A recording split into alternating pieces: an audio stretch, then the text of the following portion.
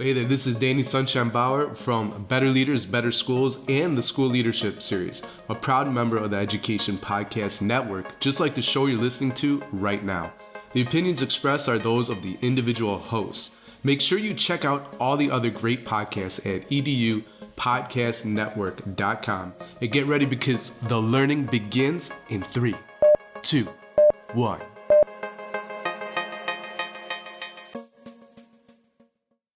I knew deep down that, teaching mitosis to seventh graders, it wasn't my passion. Working with educational technology to make learning better happened to be my passion.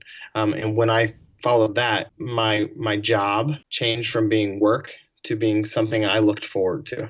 Hey, Burned-In teachers, and welcome to the Burned-In Teacher Podcast. One part burnout and all other parts action, inspiration, and support for teachers dealing with burnout. This is episode 19, and the theme this month is EdTech is burning me out. And you just heard Chris Young talk a little bit about how when he knew he had found his passion and he had the opportunity to share that passion with people, he no longer felt like he was at work. I don't know about you, but that sounds like a pretty sweet deal. Chris Young graduated from Indiana University as well as Indiana Wesleyan. He is a level 2 Google certified educator, Google certified trainer, and innovator, and has a certificate in technology leadership from CIESC. As a leader in educational technology, Chris was chosen by the DOE to design STEM curriculum for the Indiana Migrant Education Program. He is noted for his high-ish energy and engaging presentation styles, as demonstrated by winning Future Ready Schools and Google Apps for Education Summit Demo Slams. I'm so excited for you to hear this interview for a couple of reasons. Number one, Chris is hilarious and he's an excellent presenter. Another reason is he's got a great story. He shares in this interview how he knew that he needed a change, but it felt like it took forever. But once he had the opportunity to shine and show what he'd learned about EdTech, he feels like he doesn't have to go to work every day. He loves his job, he loves educational technology, and he loves kids. So if you're ready to find your passion and your power song, as Chris calls it, then you're in the right place. Let's get this interview started. Hey, BITs. Before we dive into the interview today, I have a favor to ask. Would you please leave a rating and review for this podcast? Ratings and reviews help other burned out educators to find this podcast and to get inspired to burn in.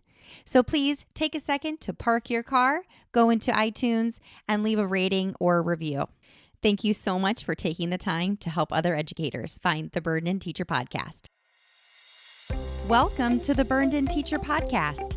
I'm Amber Harper, and the educators on this podcast are brave enough to share their stories of burnout with the world. On BIT, we get real, we get honest, and we take action. Action against the burnout with stories from burned out teachers, advice from experts, and actionable steps you can take today to beat the burnout and become a happier, more fulfilled human being. Let's get started. Chris, I'm so excited to have you on the podcast today. Thank you so much for joining us. Thank you for having me. So, quick background on Chris Young and I. We actually met virtually first. Is that correct? Yes, we did. We met virtually first when we were both accepted into the Google Innovator Academy or cohort for Washington, D.C. in the summer of 2017. So we met at the airport with our friend, Eddie Small. We'll give him a quick shout out. Hey, Eddie. And and from then on, the rest has just been amazing history. And we've continued to kind of, chat back and forth about educational technology and Google. And he's got a really great story to share. So Chris, again, thank you so much for joining us, and tell us a little bit about yourself and your teaching journey. Yeah, well, thanks again for having me. And this can be a story for later, but I feel like after flying on a plane with you, we instantly became closer. So it's very true. Yeah. I'm a terrible flyer. My educational journey. I was a kid that sort of never knew what he wanted to do when he grew up. And I went to college and changed majors and changed majors and changed majors. I thought I was going to get into healthcare. My mom was a nurse.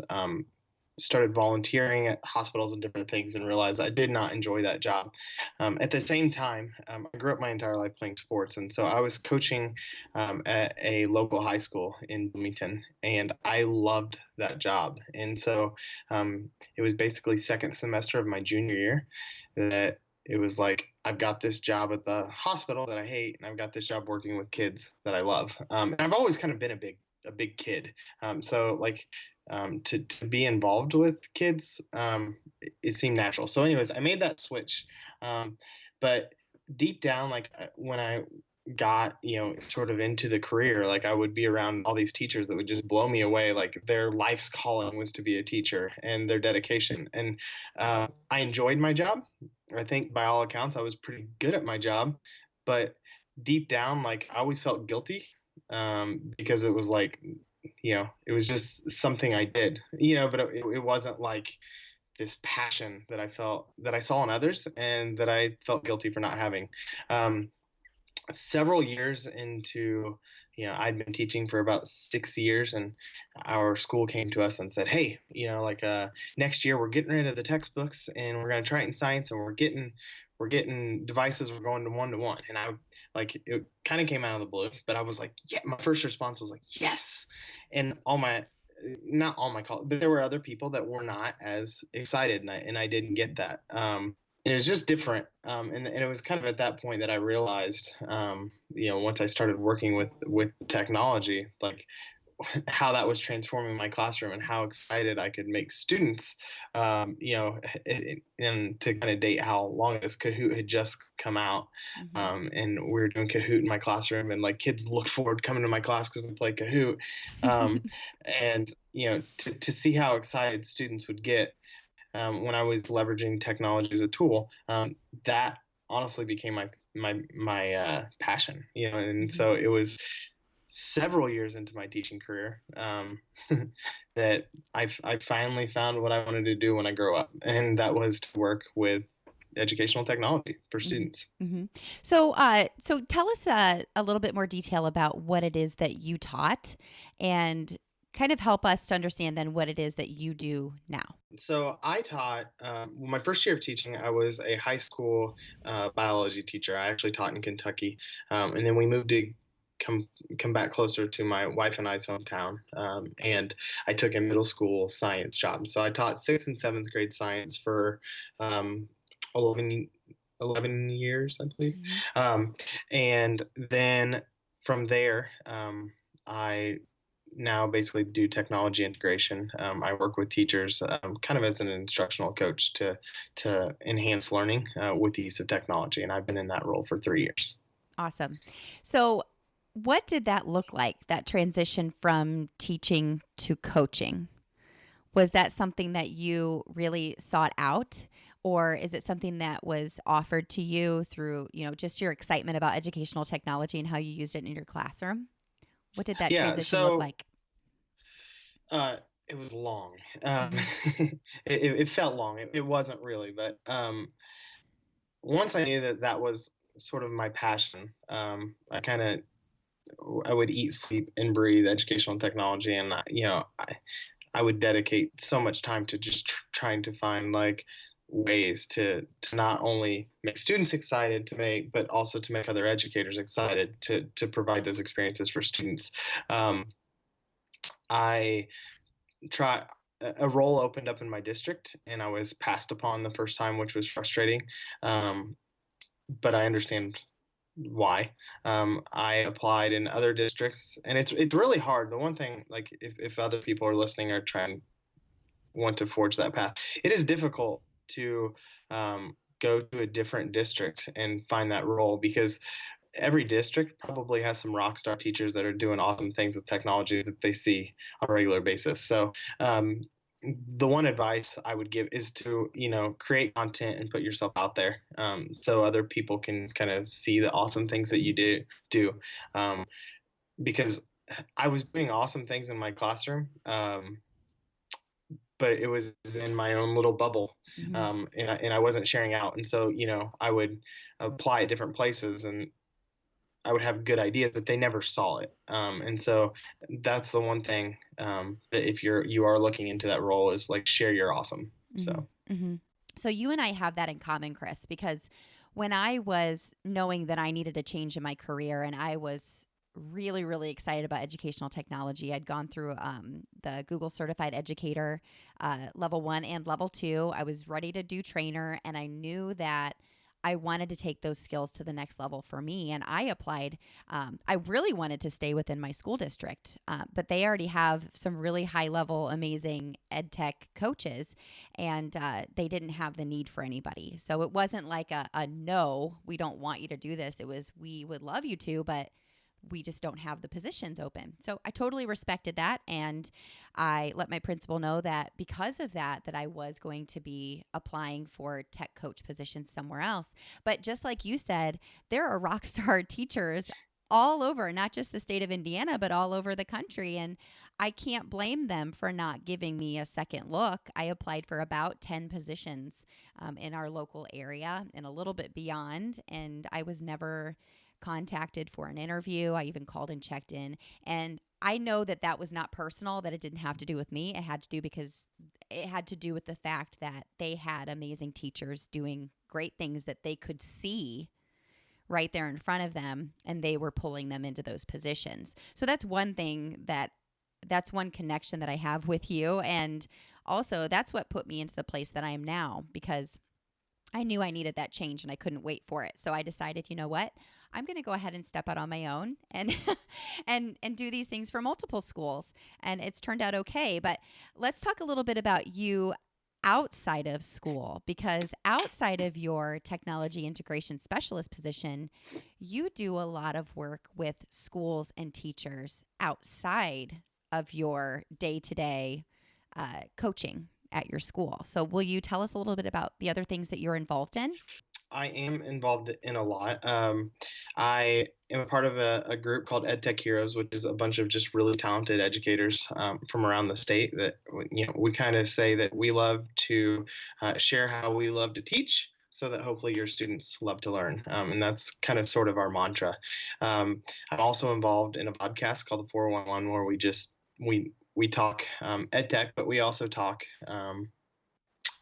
pop culture and play fun games and try to make it a little bit lighter, because teaching is hard, and we try to honor that by there being still some learning, but also some fun. I present all the time. I talked earlier about sharing your awesome. That was sort of the single biggest thing that I did, that I think others can do to be noticed, is sharing your awesome, and I did that through presenting. And so I've done everything from be a spotlight speaker to keynote conferences. And so I've keynoted individually. I work with someone named Marcus Painter, EdTech at EdTech Marcus. Check him out. We do a thing called Teach Like a Student, which is a lot of fun. But yeah, so if you're at a conference and you see me, come say hi. I will tell you, if you go to one of Chris Young's sessions, you will either have to get there early or sit on the floor, because you always pack the room, because the way you present, the way that you highlight the uses of educational technology, you are an extremely engaging presenter and speaker as well. I've been lucky enough. Okay, so let's go way back. I attended one of your sessions on I didn't know you could do that. And you not only gave me practical tips and tricks of ways that I can use educational technology with my students, because I was a teacher at that time, but you were also hilarious and showed us a lot of funny pranks that we could play on other teachers and our administrators and people that we work with. Again, I can tell you that when he says that he tries to keep it lighthearted because teaching is so hard that we need some laughter in our life, he is definitely telling the truth. And your keynotes as well are you're not just talking at the audience. This is one of the few presentations or few keynotes where you walk away saying, oh my gosh, I am leaving with 3 tools that I can use with my kids tomorrow. So thank you so much for recognizing the need for that engagement and for actual tools that we can use in our classrooms. That was incredibly nice, and thank you. You're welcome. It's so true. Today's episode is brought to you by Google University. 5 months, 5 Googly guided courses. If you want to learn how to use Google tools in your classroom, but can't find the time to learn or a substitute to cover your class for a full day of PD, then this professional learning opportunity is for you.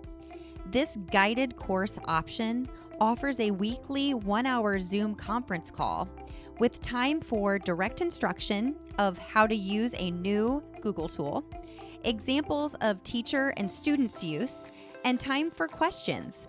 Each week, you'll have time to practice either on your own or with your students, and then report back the following week with successes or learning opportunities that you had. Each course is taught within Google Classroom, where you'll find all of your slideshows, templates, and community to support you on your Googly journey. For more information, go to burnedinteacher.com/Google University or Region 8's Education Service Center web address at r8esc.k12.in.us. You don't have to register for all of the courses or live in Indiana to participate. But each course does build on the one before it. So go to burnedinteacher.com/Google University or r8esc.k12.in.us to learn more or register today. Courses for winter and spring of 2019 have already begun, so don't wait. Let me help you to burn on and get googly. So in those years, those 11 years that you taught in the classroom, and then you made that transition to a technology coach or an integration specialist, as your school corporation calls it, did you ever go through a period of burnout at all? Absolutely. And I think I mentioned earlier that I felt guilty because I saw what other teachers were doing and how dedicated they were and the time they spent. And deep down, I didn't have that in me, and I felt really guilty. It's even still hard for me right now to somewhat admit that, but that's absolutely what that is. There were absolutely, and I think, I don't know, I can't speak for every teacher, but there were certainly times where you question, what am I doing? And is all of this worth it? And so, I think the difference between some teachers is how often that thought comes into your mind, but I feel like in every teacher's career, probably at multiple times, that thought enters your head. And yeah, I think burnout is real and it is a problem. And I think that it is incredible that you're tackling it, because I know that a lot of teachers struggle with it and probably have a hard time voicing it. Thank you. Thank you for saying that. And it is so true. And like I said before, too, teachers are not the only professionals who go through burnout. And it really essentially comes from, again, those feelings of guilt, feeling like you're not doing enough, like you can always do more, but you're already doing so much. So it sounds like that's the type, it almost sounds like that classic burnout that you were going through. I don't know if you felt, that frustration, that angst towards your profession or not, but what is it that you did to start tackling it? And do you remember about what year that it was that you, or because we've also talked on the show about how you can go through seasons of burnout. And that doesn't mean that, okay, I've gone through burnout, it's never going to happen again. So can you tell me a time where you really did feel that burnout and the steps that you took to climb out of it? For me, and I think this is too probably a classic example, but looking at the calendar and trying to figure out where my next reprieve is, that is something that I would certainly do. The nice thing, even though, it's not like it's totally free time during those breaks, but you do get some time as a teacher. Mm-hmm. And so I would definitely cherish that. And, but the biggest thing is, for me, was just following my passion. Mm-hmm. I knew deep down that, teaching mitosis to 7th graders, it wasn't my passion. Working with educational technology to make learning better happened to be my passion. And when I followed that, my job changed from being work to being something I looked forward to. Um, talking about burnout, I enjoy football, and it was like this weird, like oxymoronic feeling because I loved Sundays to watch NFL football, but then like during Sunday night football, I would be like, oh, have to go into school tomorrow, and it was like, but at Yeah. the same time, I was dreading what tomorrow was going to bring. And Mm-hmm. so, that's not fair to students, Absolutely. to feel that. And so, and then that just kind of brings back that guilt feeling. And it's just this like cycle that really is hard to get out of. It is extremely hard. And it's literally hard to get out of bed. So not just like get out of that feeling, but like get out of bed and face the day when you're feeling that way. And I also want to highlight something else that you said too, because I said this out loud and in my head all the time when I was really struggling with whether or not I was going to come back to the classroom this coming school year was my students deserve better than this person that they are getting. And to say that out loud and to feel that all the time, that only added to my desire to do better for myself and for my students and for my future career. Because ultimately, yes, it does come down to the students, but it also comes down to our feeling about our life. I mean, this is 40 plus hours of our life, and definitely accent on the plus because it takes a lot of time to be a really good teacher. And I know you know that too, Chris. But it ultimately comes down to, again, I love that you're really putting a lot of focus on your passion. If your passion is not teaching first graders anymore, that doesn't mean that you don't have any other choices to work in education, be inspiring and engaging to others. So tell me a little bit, this is probably our last question, but tell me a little bit about what you do on a daily basis and what are your favorite parts of your current career? Okay, what I do on a daily basis, it varies. Like going in the classroom and doing a goose chase activity with a group of second graders, and these missions where they're adding and subtracting two-digit numbers and comparing, contrasting the life cycles of plants and animals, and to sort of model that for teachers. So I certainly do that. I work with teachers in planning. I meet with admin teams to talk about initiatives and goals to carry out kind of the things that they want to do. What I love about my current role is that like every day is different, and something that's very, very different that took getting used to. Like in the classroom, you had to plan for your day, meaning like what was going to happen tomorrow. You had to like make this plan and carry out. Like in my current role, my day sort of comes to me. I'm blessed to be in a role where I'm valued, and I can sort of impact learning in our district in a big way. And so that's one neat thing about my current role is, I was limited to whether you're teaching 30 kids or you have a schedule and you have 120, but I was limited to those kids that I was assigned. And, I can affect my entire district in my current role, which is awesome. So. That is awesome. And I'm sure that you are so inspiring to the teachers that are so lucky to work with you, Chris. So I have a question too about how you fit it all in. How do you go from your full day at school into presenting and doing the vodcast? Tell us a little bit about that too, because that is on a different type of platform that some people may not know or understand. So how do you balance all of this with your being a dad and being a husband and having this full-time job plus all of this other great stuff that you do?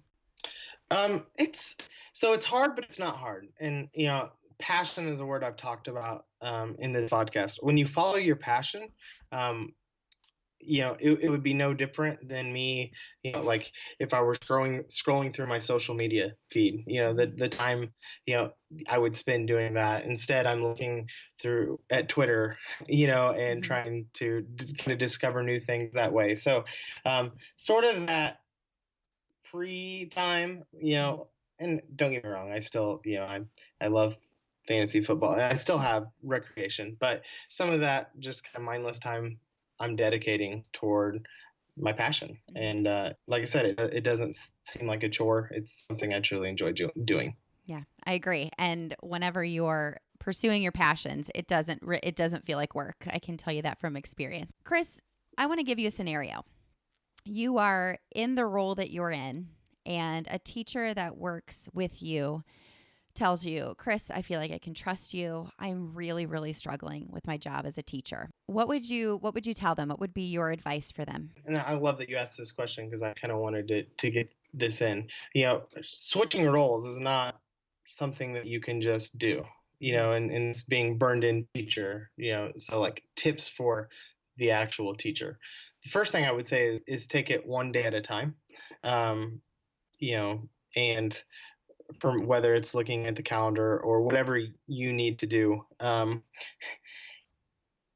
was writing a blog post, and with running, Nike Plus has the thing. It's called a Powersong, and you basically identify the one thing. So when the running's hard, you hit the Powersong button, and it plays the one song that really gets you jazzed, and you can basically break through that wall. And so I think it's important for the teacher to kind of identify their sort of education power song. So maybe it's a bottle of wine with friends, maybe it's a pedicure, I don't know, but identify what it is that you can do to reward yourself for getting through a tough day. And when you have that tough day, hit that power song button to sort of give yourself a refresh. That's the one thing I would kind of suggest, is to sort of put yourself first. The grading can wait another day. Like, it'll still be there when you come back, and just put yourself first. I love that answer. And that reminds me of, I believe it was episode 11 with Gretchen Bridgers. We talked about tiny Band-Aids.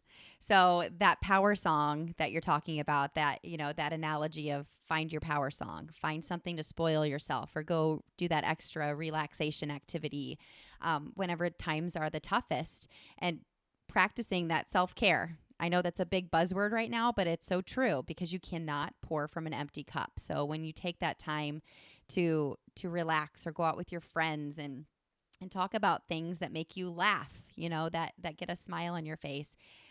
And from experience, I am telling you that power song can really pull you through when the times are tough, because they will be. You're going to go through some roller coaster moments and some highs and lows. It's just part of life.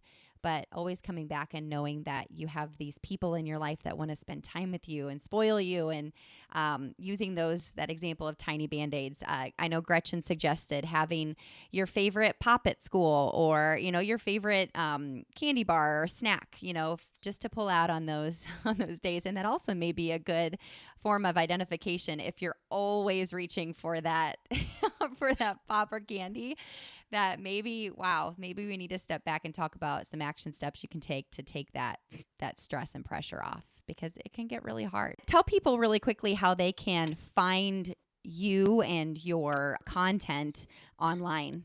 So you're on multiple platforms and you're involved in multiple things. So how can they find you? And I will put these things in the show notes as well. The easiest would be at C Young EdTech on Twitter, but also at EdTech Heroes on Twitter, and at the 411 Vodcast on Twitter. Both on Facebook, the 411 Vodcast and EdTech Heroes are also on Facebook, and so you can find me there as well. So yeah. How about websites? A YouTube channel. I am in the process of building like a website, but it's not there yet. Okay, Chris. So the last part of our Burned In Teacher interview is going to be the Burned In Teacher lightning round of this or that questions. Are you ready? Yes. Okay, so I'm simply going to throw out 3 or 4 this or that's. You choose the one that naturally is the one you would choose on the spot. All right, here we go. Milk or juice? Milk. Gold or silver? Gold. All right, me too. All right, I do have to ask you 2 more, because these are just perfect for you. 50s or 80s music? That is so hard. So I'm gonna go 80s. Okay. But I do love like, and I don't know if it's probably some 50s like doo-wop. I do love some like doo-wop. I can see that. Like Run Around Sue and Dion, like Tiffany. I think we're alone now. Like doesn't get. It doesn't. Yeah, it doesn't. But you're an 80s kid too, right? Yep. All right. What year were you born? 82. 82. Yes. 82 here. All right. And last but certainly not least, Google or Bing?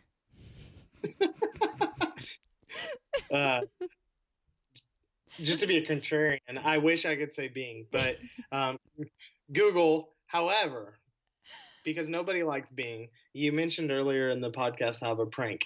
Look at the Chrome extension called the April 1st Toolkit.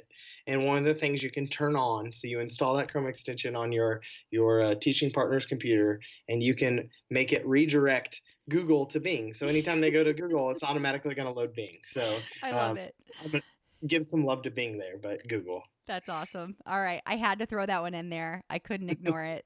Well, Chris, thank you so much for your insight and your energy and your passion today. It was so nice to share our story and your story with the Burned In teacher community.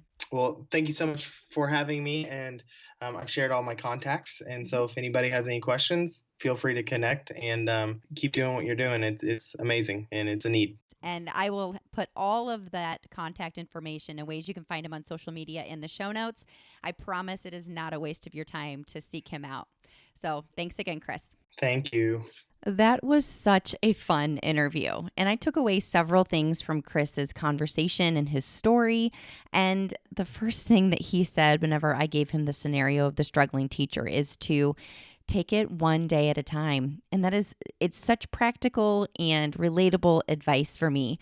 And I love his analogy of finding your teacher power song. You know, Gretchen and I talked about this with the tiny Band-Aids, but finding something that you can do to serve yourself and to get through those tough days, doing something that you enjoy with yourself or with your friends. Something though that I think of whenever I hear, talking about a power song or the tiny Band-Aids, however you want to look at it, is if you are constantly dealing with the same struggle, then something else that I loved about what Chris said is that mindless time that he used to spend only on, fantasy football or scrolling through Facebook or whatnot, he is now using that time to hone in on his passion. If teaching is really your passion, but you are struggling with the same things day in and day out, then use that mindless time to seek solutions and make a plan for your students or your relationship with your administrator. Or if you are constantly working, what is it that you can do during that mindless time to find a solution and to make your life better as a teacher?